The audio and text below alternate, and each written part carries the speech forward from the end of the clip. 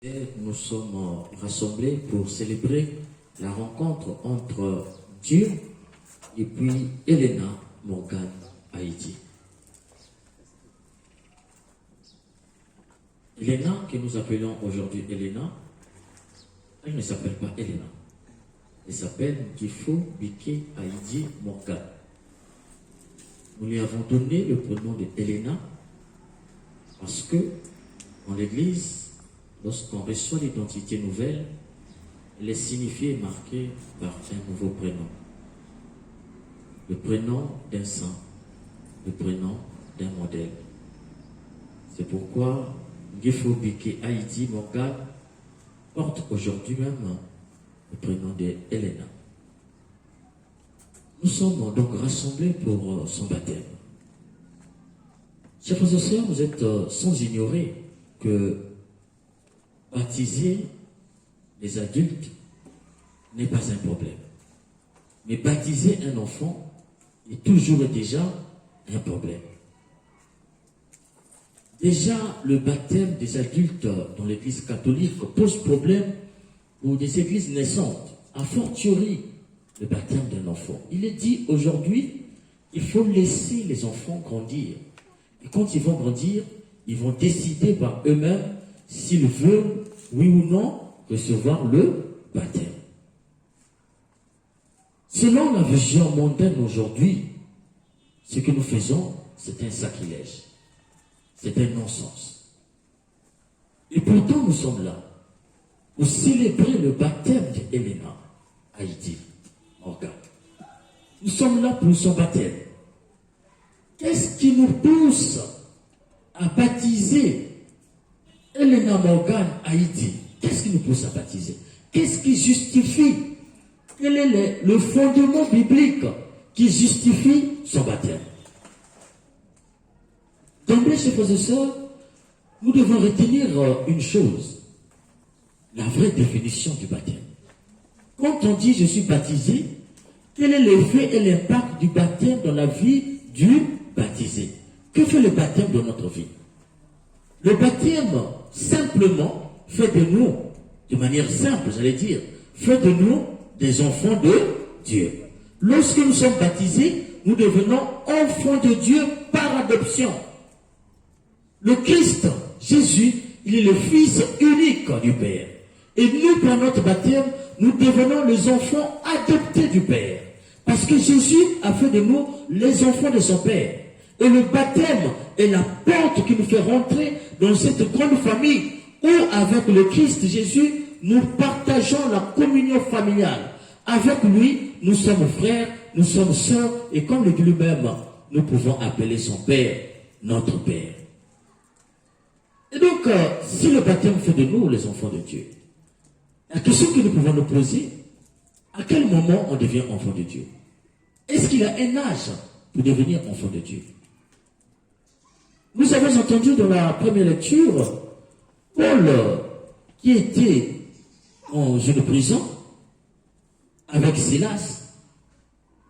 Le geôlier, qu'est-ce qu'il a constaté? Pendant qu'il priait la nuit, la porte de la prison s'est ouverte. Et le geôlier a cru que Silas et Paul avaient fui de la prison. La première lecture nous dit, Saint Paul a crié, ne te fais pas du mal, nous sommes là. Le geôlier a compris que c'est un signe divin, que Dieu a voulu manifester sa puissance, que ces gens n'ont pas peur, mais ils assument leur foi. Et la finale de la première lecture nous dit, le geôlier a demandé, que dois-je faire pour être sauvé? Que dois-je faire? Moi, qu'est-ce que je peux faire pour être sauvé? On nous dit que Paul lui a dit, convertis-toi et fais-toi baptiser. Alors, on nous dit à la fin, le geôlier a mené Paul chez lui et il a reçu le baptême. Non seulement lui, mais lui et tous les siens. La version grecque nous dit, lui et toute sa maison. Quand on parle de moi et ma maison, dans le langage biblique, ça veut dire que moi et toutes les personnes qui habitent ma maison. Quand on dit moi et ma maison, ça veut dire que les gens qui habitent ma maison, c'est ma famille. Donc moi et ma famille. Donc le geôlier et toute sa famille ont reçu le baptême. Or, vous le savez très bien, le baptême, ou bien la famille, j'allais dire, c'est une composition de papa, maman et les enfants. Vous ne pouvez pas parler d'une famille si vous enlevez les enfants. Vous ne pouvez pas parler d'une famille s'il y a l'exclusion des enfants. Quand on parle de la famille, y compris papa, maman et ses enfants, c'est ça qui fait la famille. Et chez nous en Afrique, on va parler des neveux, des nièces, des cousins, des cousines. Ça va être éclaté davantage. Donc toute sa famille a reçu le baptême, y compris les enfants. On nous dit que le geôlier a reçu le baptême, lui et ses enfants. On se rend compte que même dans la Bible, on parle du baptême des enfants. Et dans l'évangile, Jésus dit, laissez venir à moi les enfants. Dans la culture juive, les enfants ne viennent pas au temple. Les enfants ne viennent pas vers le Seigneur. Ils sont considérés comme des perturbateurs. D'ailleurs, ils mangent beaucoup. C'est une bouche de taureau dans la tradition juive. Et les disciples sont dans cette logique. Ils interdisent aux enfants de venir vers Jésus parce que c'est la perturbation, ce n'est pas leur place. D'ailleurs, pour avoir accès au temple de Jérusalem, tu devais avoir 2 ans. En ce moment-là, tu avais accès au temple. Mais Jésus change la logique. Laissez les enfants, ne les empêchez pas de venir à moi. Jésus qui parle ici, il est Dieu. Il dit, laissez les enfants venir à Dieu. Cela veut dire que, chers frères et sœurs, on ne peut pas interdire le baptême à un enfant. Cela veut dire, chers frères et sœurs, il n'y a pas d'âge pour être enfant de Dieu. Et malheureusement, aujourd'hui, il y a des gens qui pensent qu'ils ont le pouvoir d'interdire les autres d'être enfants de Dieu. Ils ont le pouvoir et le monopole. L'homme est allé très loin dans l'excès. Il se croit autosuffisant et tellement suffisant qu'il peut interdire les autres d'être enfants de Dieu. Il décide que toi, tu es enfant de Dieu et toi, tu n'es pas enfant de Dieu. Il y en a qui vont jusque loin. Ils décident qui ira au paradis et qui n'ira pas au paradis parce qu'ils pensent que nous, les catholiques, nous sommes déjà parqués pour l'enfer. Voilà le danger de l'homme aujourd'hui, la suffisance. On ne peut pas interdire à un enfant d'être appelé enfant de Dieu. Et Dieu lui-même n'interdit pas. Il n'y a pas un âge pour être appelé enfant de Dieu. Et Dieu veut que dans son enclos, qu'il y ait les adultes, qu'il y ait les vieux, qu'il y ait les vieillards, qu'il y ait aussi les enfants.